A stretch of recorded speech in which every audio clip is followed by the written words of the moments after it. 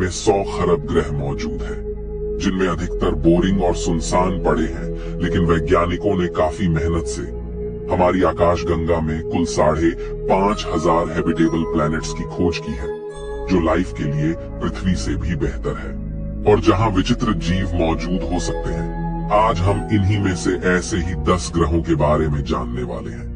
जीवन ढूंढने के सफर में हम सबसे पहले पहुंच जाते हैं अपने ही सोलर सिस्टम के एक उपग्रह कैलिस्टो पर। कैलिस्टो साइज में मरकरी यानी बुध ग्रह के जितना है। यह बृहस्पति का उपग्रह है। वैज्ञानिकों के अनुसार इसकी आइसी सरफेस के नीचे एक समुद्र मौजूद है। जिस तरह धरती पर लाइफ की शुरुआत समुद्र की गहराइयों में हुई थी, ऐसा संभव है कि हमारे ही सोलर सिस्टम के एक उपग्रह पर लाइफ इस उपग्रह की बर्फ के नीचे छिपी हो, क्योंकि लाइफ के लिए सबसे इम्पोर्टेंट चीज है पानी। कैलिस्टो पर हम इंसान तो नहीं रह सकते, लेकिन इस पर एक ह्यूमन बेस बनाया जा सकता है। लेकिन दोस्तों, अगर हम सोलर सिस्टम से बाहर चलते हैं और मिलते हैं हमारे पड़ोसी सोलर सिस्टम में मौजूद ग्रह प्रोक्सिमा सेंटोरी बी से, ये ग्रह हमारी पृथ्वी से 4 प्रकाश वर्ष की दूरी पर मौजूद है और सबसे इम्पोर्टेंट, इसका मास लगभग पृथ्वी के ही बराबर है। इसे हम पृथ्वी की कॉपी मान सकते हैं। ये ग्रह अपने सूर्य के हैबिटेबल जोन में मौजूद है, यानी यहाँ लाइफ होने के चांसेस बढ़ जाते हैं। इस ग्रह पर पानी होने की संभावना है और अगर हम इसकी सतह पर चले जाएं, तो हमें यहाँ के आसमान में 3 सितारे दिखाई देते हैं। दोस्तों, यहाँ रात में हमें अपना घर यानी अपना सूरज ऐसा दिखाई देगा। प्रकाश को यहाँ तक पहुँचने में 4 साल लगेंगे, लेकिन वैज्ञानिकों ने दिमाग लगाकर कुछ ऐसी टेक्नोलॉजी बनाई है, यानी सोलर सेल, जिसकी मदद से यहाँ तक 20 सालों में पहुंचना संभव है। वैज्ञानिकों को कई बार इस ग्रह से कुछ ऐसे रेडियो सिग्नल्स मिले हैं जो ये संभावना जताते हैं कि यहाँ इंटेलिजेंट लाइफ हो सकती है। लेकिन दोस्तों, इस ग्रह पर एक बहुत बड़ी दिक्कत ये है कि इसका होस्ट स्टार एक रेड ड्वार्फ है, जो काफी आक्रामक है, जिससे उठने वाली स्टेलर फ्लेयर्स इतनी आक्रामक है कि वह यहाँ मौजूद लाइफ को एक ही बार में खत्म कर सकती है। हमारी धरती से 12 प्रकाश वर्ष दूर एक और प्लेनेट है ल्यूटेन बी। ये ग्रह हमारी पृथ्वी से 1.5 गुना बड़ा है, यानी इस पर रहने के लिए हमारे पास काफी बड़ा स्पेस मौजूद होगा। 2017 में वैज्ञानिकों ने इस प्लेनेट की खोज की थी।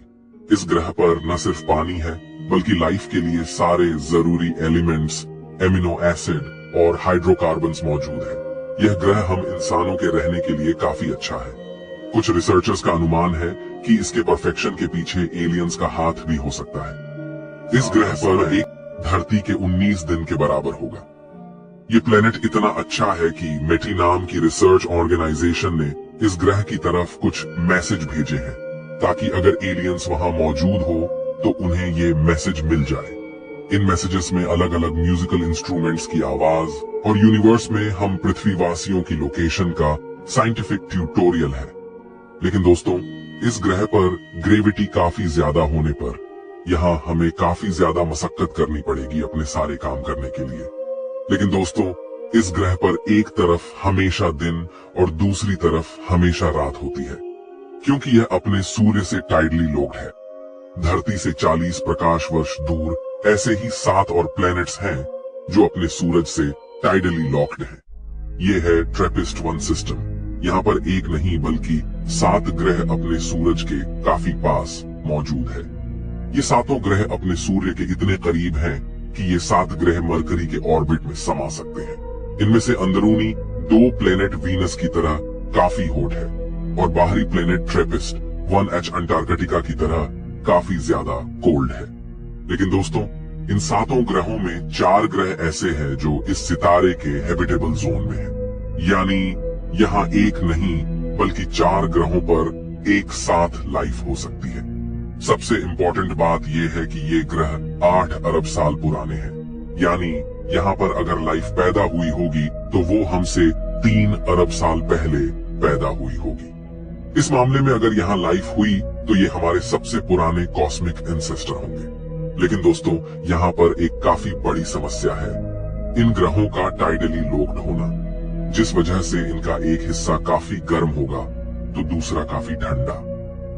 इस वजह से इन ग्रहों पर पनपने वाला जीवन इनके बीच मौजूद टर्मिनेटर लाइन पर होगा, जो यहाँ ठंडे और गर्म इलाके के बीच में मौजूद होगी। अगर हम इंसान इस ग्रह पर रहे तो हमें आसमान में चारों ओर 6 ग्रह दिखाई देंगे। इसके बाद हम चलते हैं TOI स्टार सिस्टम में, जहां हमें एक नहीं बल्कि 2 हैबिटेबल प्लैनेट्स मिलते हैं जिनका मास लगभग हमारी धरती के जितना है। इसमें TOI 700E अपने सूर्य के चारों ओर घूमने में 28 दिन का समय लेता है, वहीं TOI 700D 37 दिन में एक ऑर्बिट पूरा करता है। वैज्ञानिकों के अनुसार इन ग्रहों पर प्लांट लाइफ मौजूद हो सकती है। वैज्ञानिकों का मानना है कि कंप्यूटर सिमुलेशन के अनुसार इनमें से TOI 700D एक बेस्ट हैबिटेबल प्लेनेट हो सकता है, और ये प्लैनेट्स भी एक रेड ड्वार्फ स्टार के चारों ओर घूमते हैं। यह रेड ड्वार्फ स्टार हमारे सूर्य जितना गर्म नहीं है और न ही यहाँ का सौर तूफान इन ग्रहों के लिए खतरा है, इसलिए यहाँ हमारा रहना संभव है। लेकिन यहाँ भी एक बहुत बड़ी दिक्कत है कि यह प्लैनेट्स हमसे 100 प्रकाश वर्ष की दूरी पर मौजूद है, यानी लाइट को यहाँ जाने में ही 100 साल लग जाएंगे। इसलिए हमें ऐसे और बहुत से प्लैनेट्स को ढूंढना पड़ेगा जो धरती की तरह हो। इसके बाद हम पहुंचते हैं KOI स्टार सिस्टम में। पृथ्वी से 3000 प्रकाश वर्ष दूर मौजूद है 2 habitable planets, KOI 5715 and KOI 5554। इनमें से पहले प्लेनेट का तापमान पृथ्वी से सिर्फ 2.4 डिग्री सेल्सियस ही कम है, लेकिन यह ग्रह साइज में धरती से 8 गुना बड़ा है, तो आप समझ लीजिए इस ग्रह पर धरती से 10 गुना पॉपुलेशन तो रह ही सकती है। यानी यह ग्रह कम से कम 80 अरब इंसानों के लिए भी काफी बड़ा होगा। वही दूसरे प्लेनेट का टेम्परेचर 27 डिग्री है, यानी यहाँ पर ऐसी में रहने जैसी फीलिंग मिलेगी। ऐसे में ये प्लैनेट्स कंफर्टेबल तो काफी है, लेकिन दोस्तों इन ग्रहों पर ग्रेविटी काफी ज्यादा होगी, यानी आपको यहाँ सिर्फ उठने के लिए ही काफी ज्यादा फोर्स लगाना पड़ेगा। पर जरा सोचिए, अगर इन ग्रहों पर पहले से कोई लाइफ फॉर्म मौजूद है तो वह शरीर में कितनी पावरफुल होगी। दोस्तों, हमारा अगला पड़ाव है केपलर 452b। ये एक ऐसा हैबिटेबल प्लेनेट है जहाँ का एक साल लगभग हमारी धरती के जितना ही है, यानी 385 दिन। वैज्ञानिकों के अनुसार इस पर पृथ्वी की तरह लिक्विड वाटर एग्जिस्ट करता है, लेकिन इसकी ग्रेविटी काफी ज्यादा है क्योंकि इसका वजन धरती से 60% ज्यादा है। आप जानकर हैरान हो जाएंगे कि वैज्ञानिकों के अनुसार इसके हाई डेंसिटी एनवायरनमेंट में हवा में उड़ने वाले जीवों की भरमार हो सकती है। AI सिमुलेशन बताते हैं कि वहां पर बेलून जैसे उड़ने वाले बीटल संभव है। हम इंसान इन एक्सोप्लैनेट पर जाएं तो यहाँ रहना काफी मुश्किल होगा, क्योंकि यहाँ ग्रेविटी की वजह से हमारे दिल पर काफी जोर पड़ेगा। यहाँ हमारी हार्ट बीट जिस डबल स्पीड से चले आने की संभावना काफी अधिक रहेगी। तो दोस्तों, यहाँ किसी से दिल लगाना काफी खतरे का काम होगा। तो भाई लोग, चलिए चलते हैं धरती से थोड़ा पास 24 प्रकाश वर्ष दूर ग्लीज 667cc। यह ग्रह एक ट्रिपल स्टार सिस्टम के चारों ओर रिवॉल्व करता है। ये ग्रह हमारी धरती से 1.5 गुना बड़ा है और अपने सूरज से टाइडली लोक्ड है। इस कारण इस पर एक तरफ चुभती जलती गर्मी का मौसम पाया जाता है, जहां आपको घमौरिया हो सकती है। वहीं दूसरी तरफ यहाँ लाइट का नामो निशान भी नहीं है। मतलब अगर आप दूसरी तरफ रहोगे तो आपको पता भी नहीं चलेगा कि आप एक सूर्य के चारों ओर घूम रहे हो। लेकिन गुड न्यूज ये है कि यहाँ बीच में ट्वाइलाइट जोन में रहने लायक टेम्परेचर है, जो लगभग 27 डिग्री तक हो सकता है। आर्टिफिशियल इंटेलिजेंस के सिमुलेशन यहाँ पर पेंटापोड्स टाइप जीवों का अंदाजा लगाता है। ये जीव एक डॉग के साइज जितने हो सकते हैं। लेकिन दोस्तों, यहाँ कई बार वोल्केनोज और गीजर्स एक्टिव हो जाते हैं, जिस वजह से यहाँ की सरफेस का टेम्परेचर काफी हाई हो जाता है। इसलिए यहाँ रहने का ख्याल हमें छोड़ना ही पड़ेगा। हमारी प्लेनेट हंट जर्नी में हम पहुंच जाते हैं धरती से 36 प्रकाश वर्ष दूर बूट्स कंस्टेलेशन में मौजूद आर्कटरस तारे के पास, जो कि एक रेड जायंट स्टार है। ये इतना बड़ा है कि इसमें 15 अरब धरती और सूरज जैसे 17,000 तारे समा जाएंगे। AI सिमुलेशन के अनुसार एक समय यहाँ धरती जैसा ही ग्रह हुआ करता था, लेकिन जब आर्कटरस तारा एक रेड जायंट स्टार बना तो इसने इस ग्रह को ही अपने अंदर निगल लिया और इसकी सरफेस को राख बना दिया। वैज्ञानिक मानते हैं कि अगर यहाँ कोई एलियन लाइफ रहती होगी तो उसने पहले ही इस खतरे को भांप लिया होगा और अपने सूर्य की ऊर्जा को बड़े ग्लास डोम बनाकर उपयोग में ले लिया होगा ताकि वहां के जीवन को बचा सके।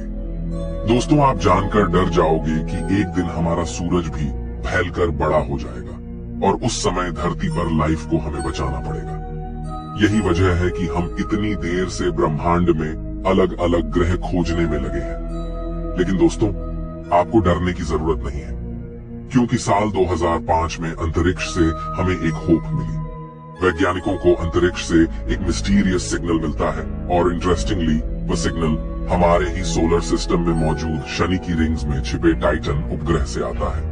इसे लेकर वैज्ञानिकों ने ये अनुमान लगाया कि हो न हो टाइटन पर कहीं न कहीं कोई लाइफ मौजूद है, क्योंकि नेचुरली ये सिग्नल मिलना काफी मुश्किल है। असल में इस सिग्नल के अनुसार साइंटिस्ट को टाइटन पर पानी, हाइड्रोजन, मीथेन और नाइट्रोजन की मौजूदगी के सिग्नल मिले और ये सारी चीजें लाइफ के एसेंशियल कंपोनेंट्स है, यानी इसके बिना लाइफ नहीं बन सकती। यही वजह है कि वैज्ञानिक मानते हैं कि हो न हो कहीं न कहीं लाइफ हमारे ही सोलर सिस्टम में ही मौजूद हो। दोस्तों, 15 अक्टूबर 1997 को वैज्ञानिकों ने ह्यूगेन स्पेसक्राफ्ट को टाइटन पर भेजा था। ह्यूगेन स्पेस प्रोब ने हमें वहां के बारे में कई अनूठी जानकारियां दी, जैसे कि टाइटन पर पृथ्वी की तरह बड़े बड़े समंदर मौजूद है, लेकिन इन समुद्रों में पानी की जगह लिक्विड मीथेन मौजूद है। टाइटन पर पृथ्वी की ही तरह अलग अलग सीजन आती है। ये उपग्रह पृथ्वी की ही तरह अपनी एक्सिस पर 27 डिग्री झुका हुआ है। इसके साथ ही टाइटन पर मौजूद वोल्केनोज में से गर्म दहकता लावा नहीं, बल्कि बर्फ जैसी ठंडी अमोनिया और मीथेन निकलती है। ये दोनों सब्सटेंस किसी भी लाइफ की उत्पत्ति के लिए जरूरी होता है। तो दोस्तों, टाइटन एक ऐसा उपग्रह हो सकता है जहां हम इंसान भविष्य में रहने की सोच सकते हैं, लेकिन यहाँ पर भी एक बहुत बड़ी समस्या हमें सुलझानी पड़ेगी। वो है यहाँ पर मौजूद एक्सट्रीम ठंड। असल में टाइटन धरती से काफी दूर होने के कारण यहाँ पर धरती पर आने वाली सनलाइट का 1% हिस्सा ही पहुँच पाता है और उसमें से भी 99% सनलाइट को टाइटन का एटमॉस्फेयर एब्जॉर्ब कर लेता है। इस वजह से टाइटन की सतह पर काफी ज्यादा ठंड यानी -179 डिग्री तक यहाँ टेम्परेचर चला जाता है। लेकिन वैज्ञानिक ऐसी समस्याओं का कोई न कोई समाधान तो निकाल ही लेंगे ताकि फ्यूचर में अलग अलग ग्रहों और उपग्रहों पर बस पाए। तो दोस्तों, फिलहाल हमें इस बात की कोई श्योरिटी नहीं है कि इनमें से किसी भी ग्रह पर लाइफ है भी या नहीं। लेकिन अगर लाइफ होगी तो आपको क्या लगता है कि वहाँ के एलियंस की भाषा, कल्चर कैसे होंगे? क्या वहाँ भी हमारे जैसे कल्चर देखने को मिलेंगे? इस बारे में आपको क्या लगता है?